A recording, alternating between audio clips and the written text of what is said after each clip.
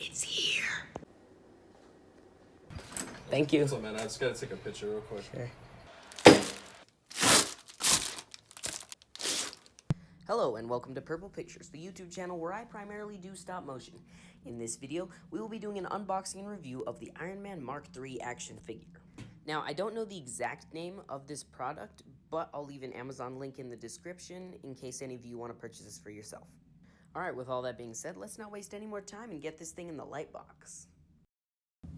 Okay, first thing we need to do is get all of this plastic off of it, this stuff. So I'll go ahead and use my box cutter. Get a little bit of that. And man, I am excited for this one. I have been waiting a while to finally get an action figure like this, and Iron Man. And whew, that box just looks beautiful. On the front of it, we got Iron Man himself, obviously. We got this cool arc reactor, and it's a little bit like hollowed out there. That's pretty cool. We have, obviously, the Iron Man Mark III. And on the side, Marvel, Iron Man. Other side, Mark III. And then some other him on the back. Most of this is in Chinese or something. I don't know. But anyways, here it is. Moment of truth.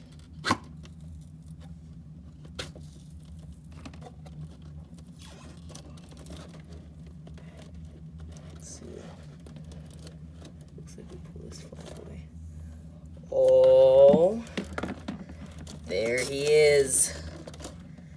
Look at that. Look at that beautiful man. Alright, come on, let's get him out of here. Come on. You know you want to come out. There we go. Man, just look at that thing. Look at that.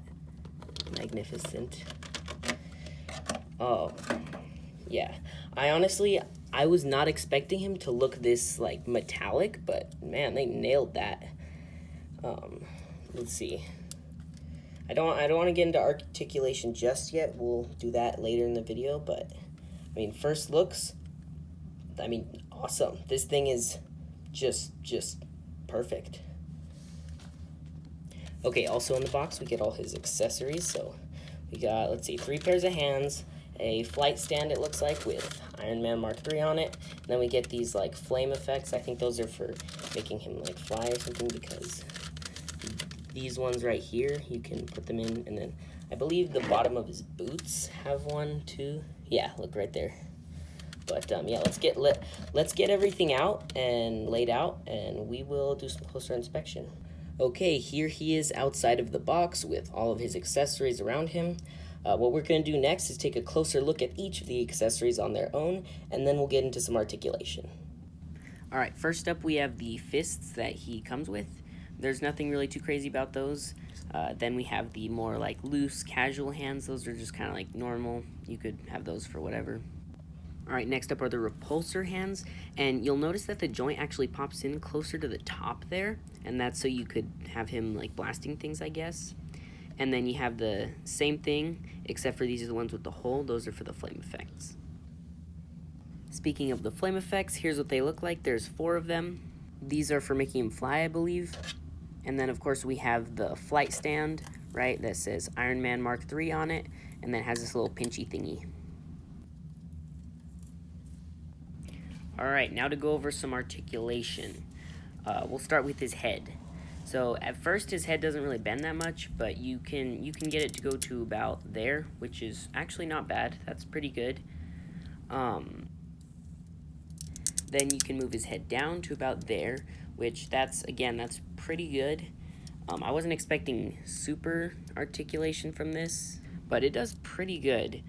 We don't have any swivel, but it can turn around a full 360 degrees. I have no idea why anyone would want to do that, but, you know, you can do that if you want to.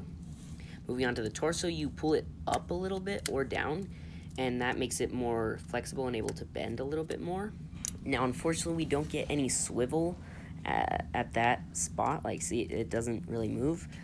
But the arms, on the other hand, the shoulder joints are pretty flexible. They can go to about there, and then they can rotate a full, again, 360, which is pretty good. Same deal going straight up with the arm. They can go all the way around with no trouble. His shoulder plates can also swivel, and then we get a full double bend at the elbow, which I was actually not expecting. And at first I couldn't get it to go, but it did eventually. And then again, we get a full 360 swivel on the arm, which is pretty good. The leg can only go up to about there, which I wish it could move more, but honestly, it's not too huge of a deal. It goes back to about there, which is pretty good. And then you'll notice his left leg right here. It's tilted in a little bit, and it can't swivel out, which is a little bit annoying. Just because when you have him standing, trying to look menacing, he just kind of looks like sissy almost. Again, that's not a huge deal, just a little annoying. Over at the knee, we do get a full double bend, which is really good. A lot of figures don't come with that. And then moving to the ankles, we can go forward and back. And then we even get a little bit of swivel side to side here, which that's pretty nice. His ankles are pretty well articulated. Now, I wish I had gotten the light-up version. Unfortunately, I didn't. I thought I did, but I didn't. On the light-up version, there's actually, behind these two plates, there is a little button right about there. And when you press that button, it causes the arc reactor and eyes to light up. Now, this is not the light-up version because there's no button, but it's still a really good figure.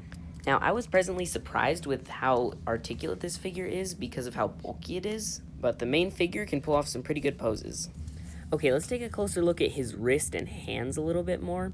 You can see that we have a full 360 turn. Unfortunately, we don't have a whole lot of back and forth, which that can be a little annoying, but honestly, I don't care that much.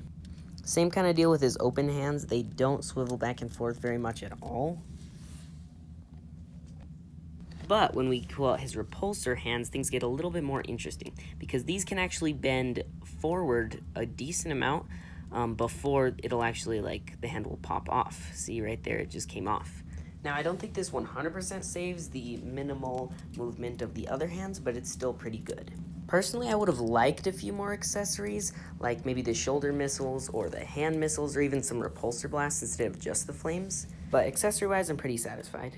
Alright, here he is with all of his flame effects on, and honestly, that looks pretty sick, not gonna lie. This figure is especially good for display. Like if you want to make him flying, you could tilt his head up, push his legs together just a little bit, and he looks really good. Some of my final thoughts on articulation and accessories are pretty positive.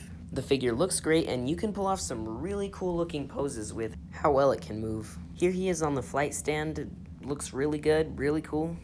I am quite satisfied with this figure so far. Okay, time for some scaling. On his own, the action figure himself standing straight stands at about 7 inches. Comparing him to the SH Figuarts Spider-Man from No Way Home, he is significantly taller, as you can see here, as Spider-Man is only about 6 inches. So Iron Man is going to be a lot taller, I guess, than most of your standard 1/10 scale figures. But honestly, that kind of works, seeing as, you know, he's a guy in a ginormous metal suit. So it kind of makes sense how he would be taller. But I don't know, maybe I think he's just a little bit too tall. However, next to the Marvel Legends Venom figure, he's actually a little bit shorter, which I guess that's good because we don't want him to be taller than everybody. But compared to Bob Ross, Iron Man is a dwarf.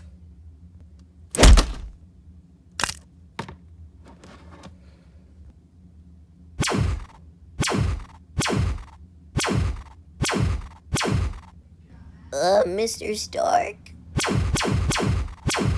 Okay, now we're going to move on to the pros and cons of this figure. We'll start with the cons. First is the leg. It's not so much a problem that it just doesn't swivel, but it's more so that it's pointed in a little bit. It wouldn't be as much of a problem if it were tilted out, but yeah, it's just a little bit annoying. Next thing is pretty minor, but I think it could have used a few more accessories. Like I said, missiles would have been pretty cool, but honestly, that's not a huge deal, like, at all. Now, moving on to the pros, this is where it gets pretty good. First things first, this thing looks awesome. Even though it's not the illuminated version, it still just looks sick. Now, going along with that, not only does it look sick, but it also has great articulation for how bulky and big it is. Next is how shiny and metallic it looks. Like, this actually looks like real metal, and that makes it an amazing display action figure. Okay, and the next awesome thing was the price. I know some reviewers out there won't tell you the price, but no, I'll tell you exactly how much I paid for this. $50. That is a very good price. You can get figures for twice that amount that are not even half as good as this. Now, are there things it could have done better? I would say yeah, but for the most part, this purchase was totally worth it, and I can't wait to do some stop motion with this. What I'm gonna do now is give you a little montage of him in lots of different poses, and by the end, hopefully you'll have made your decision on whether you want to purchase this or not.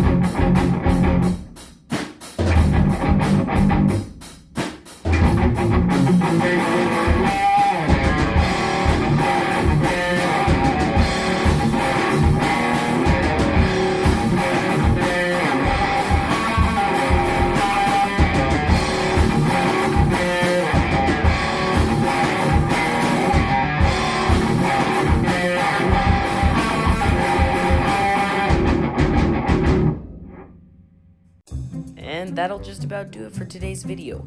Thank you all so much for watching. And if you have any ideas for future stop motion projects, please go ahead and write them in the comments. I would love to hear them. Till next time, peace out.